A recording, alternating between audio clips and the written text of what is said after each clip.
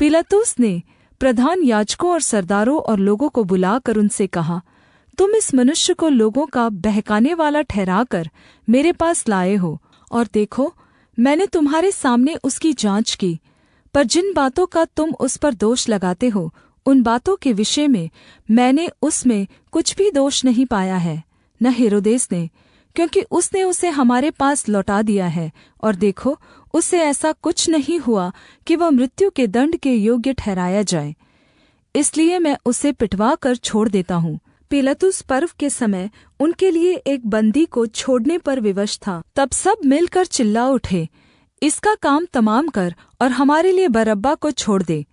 वह किसी बलवे के कारण जो नगर में हुआ था और हत्या के कारण बंदीगृह में डाला गया था। पर पिलातुस ने यीशु को छोड़ने की इच्छा से लोगों को फिर समझाया, परन्तु उन्होंने चिल्लाकर कहा, उसे क्रूस पर चढ़ा, क्रूस पर। उसने तीसरी बार उनसे कहा, क्यों, उसने कौन सी बुराई की है? मैंने उसमें मृत्युदंड के योग्य कोई बात नहीं पाई, इसलिए मैं उसे पिटवा कर छोड़ देता हूँ। परन्तु वे चिल्ला चिल्ला कर पीछे पड़ गए कि वह क्रूस पर चढ़ाया जाए, और उनका चिल्लाना प्रबल हुआ। अतः पिलातुस ने आज्ञा दी कि उनकी विनती के अनुसार किया जाए, और उसने उस मनुष्य को जो बलवे और हत्या के कारण बंदीगृह में डाला गया था और जिसे वे मांगते थे, छोड़ दिया, और यीशु को उनकी इच्छा के अनुसार सौंप दिया। जब वे उसे लिए जा रहे थे, तो उन्होंने शमौन नामक एक कुरेनी को, जो गाँव से आ रहा था, पकड़कर उस पर क्रूस को लाद दिया कि उसे यीशु के पीछे पीछे ले चले। और लोगों की बड़ी भीड़ उसके पीछे हो ली, और बहुत सारी स्त्रियां भी, जो उसके लिए छाती पीटती और विलाप करती थीं।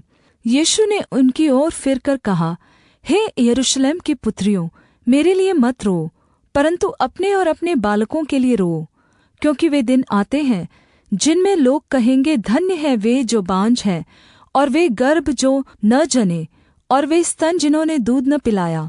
उस समय वे पहाड़ों से कहने लगेंगे कि हम पर गिरो, और टीलों से कि हमें ढाँप लो, क्योंकि जब वे हरे पेड़ के साथ ऐसा करते हैं, तो सूखे के साथ क्या कुछ न किया जाएगा। वे और 2 मनुष्यों को भी, जो कुकर्मी थे, उसके साथ मार डालने को ले चले। जब वे उस जगह जिसे खोपड़ी कहते हैं पहुँचे, तो उन्होंने वहाँ उसे और उन कुकर्मियों को भी, एक को दाहिनी और दूसरे को बाईं ओर क्रूसों पर चढ़ाया। तब यीशु ने कहा, हे पिता, इन्हें क्षमा कर, क्योंकि ये जानते नहीं कि क्या कर रहे हैं। और उन्होंने चिट्ठियाँ डालकर उसके कपड़े बाँट लिए।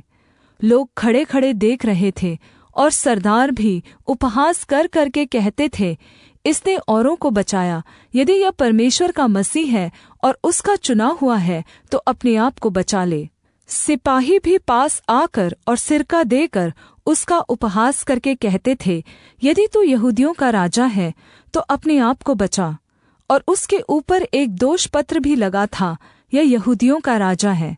जो कुकर्मी लटकाए गए थे, उनमें से एक ने उसकी निंदा करके कहा, क्या तू मसीह नहीं? तो फिर अपने आप को और हमें बचा।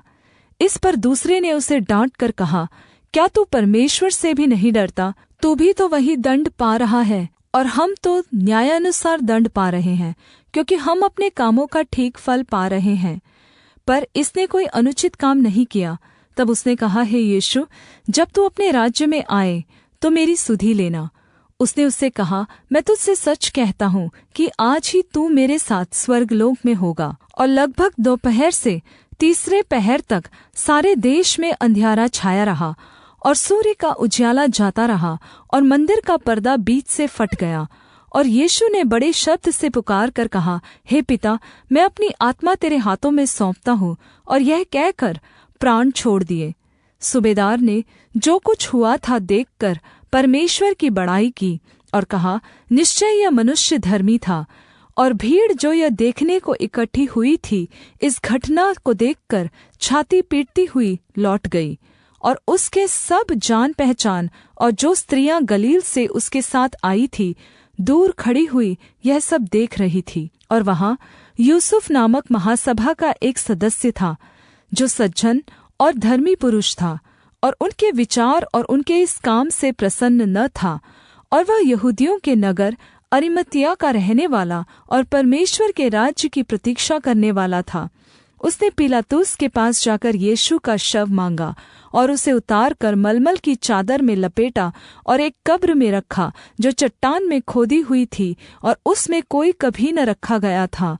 वह तैयारी का दिन था और सबत का दिन आरंभ होने पर था, और उन स्त्रियों ने जो उसके साथ गलील से आई थी पीछे पीछे जाकर उस कब्र को देखा और यह भी कि उसका शव किस रीति से रखा गया है, और लौटकर सुगंधित वस्तुएं और इत्र तैयार किया।